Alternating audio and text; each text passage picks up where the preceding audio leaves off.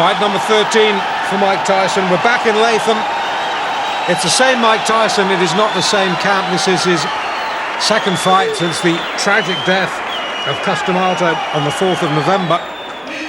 This is the 22nd. And we're against an opponent who just might be the one to test him. In all Tyson's early fights, well, in his latter fights anyway, I've said that we really need to see a better class of opponent. And I think we might have got that tonight in the shape of Conroy Nelson, who's been in with some good fighters. Conroy Nelson, Canadian, ranked number 2 in the Canadian heavyweight scene. As I said, he's been in with some good fighters. He's fought Razor Ruddock. He lost on a disqualification to Razor Ruddock. No, I lie. He went the distance with Razor Ruddock, 10 rounds. He lost his next fight in London. I should know that. I saw it. Disqualification against Noel Corliss, the Liverpool boy, in 7 rounds in Bloomsbury. But he's been in, as I say, with some decent opposition. He's fought for the Canadian title against Trevor Berbick. Berbick stiffed him in 2. Berbick is a world-class fighter. So if anybody is going to test Mike Tyson, Conroy Nelson is just the right sort of opponent at this stage of his career. The cornerman you might have seen wearing the ring jacket of former world light heavyweight champion Matthew Saad Mohammed from a few years back. But Tyson just looks awesome, doesn't he? This is, as I say, fight number 13 of the previous 12. 9 have been won inside a round. In fact, I was there when he was stretched by Don Halpin, 4 rounds in his 3rd fight. So here we go then, round 1. Both boys in white. Tyson with the red trim, and Nelson with the black. Nelson, as I say, has to use his height and reach to just keep Tyson at bay. Try and draw the sting for the first 2 or 3 rounds, because we know how dangerous Tyson can be early on. And Nelson on his bike early, guard held high, peekaboo style. You don't want to let it drop. And Nelson can hit. Tyson needs to be a little bit careful this fight. He's been able to get away with liberties in 1 or 2 of his early fights because he has known his opponents cannot hurt him. This is not the case in this fight. If Nelson gets an opening, Nelson can bing one in. Touchdown briefly there, thanks to body shots. The right knee just clipped the canvas. Oh, he's shaky. He's so shaky, and we're only in round 1. And this is a good fighter. I can hardly believe what I'm seeing. Sit down, please, sir. Thank you. This is the trouble when we're crammed in alongside spectators at ringside. Somebody gets excited and stands up in front of the camera. We can't see. More importantly, you can't see. Tyson can see. Tyson likes what he's seeing.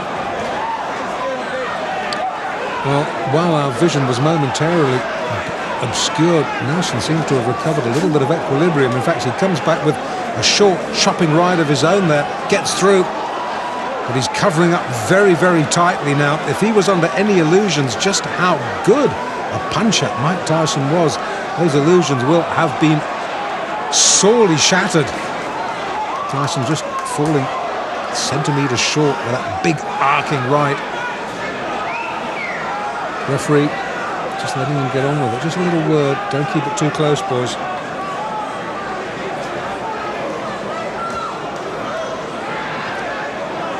Well, Nelson, after a real alarming wobble midway through, he might be getting through this first round, but he hasn't looked convincing, has he? Tries to come back with a spearing lift of his own, but Tyson, left uppercut, gets through. And once again, Nelson looks a little bit confused, dazed and confused. That term might have been coined for Conroy Nelson tonight in Latham. Hard to think that Tyson, I watched his pro debut, 6th of March. It's what, 22nd of November now. Boy, is he coming on, and boy, is he making an impact in the heavyweight division. Nelson hurt, needs a breather. I think that punch might have been a little bit low. The referee allowing Nelson just a moment or 2 to recover himself. Gets clipped with a left on the belt. And somehow, well, the ref comes over, says, just keep your punches up. Kevin Rooney tries to wave him off. The referee says, I'm in charge here.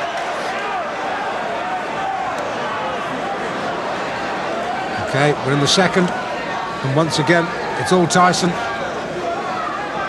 And Nelson, who was in deep trouble, is in deeper trouble as the left hook, which is fast becoming a Tyson trademark, sends him down. The gum shield has been spat out. Nelson says, that's it, thank you very much. I think discretion, the better part of valor there. Conroy Nelson spat the gum shield out, walked back to his corner. Well, fight number 13, unlucky 13, I don't think so. 13 fights, 13 wins. At least Nelson got him into the second round. Tyson now observing the post-fight niceties.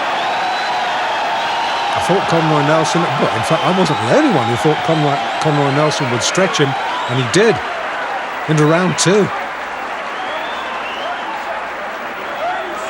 Took Tyson all of 3 minutes and 30 seconds to dispose of the second-ranked Canadian heavyweight, Conroy Nelson. Now, the only reason Conroy didn't get himself a one-way ticket to Palookasville in the first round is that he spent most of his time covering up, while Tyson delivered one wicked body shot after another. I mean, you could hear those punches clear out to the parking lot. I couldn't figure out whether Nelson was there to fight or to give a lesson in survival tactics. Anyway, Tyson finally got to him in the second, setting him up with a sweet overhand right, then taking him out with a vicious left hand. Referee counted him out at 30 seconds of the round.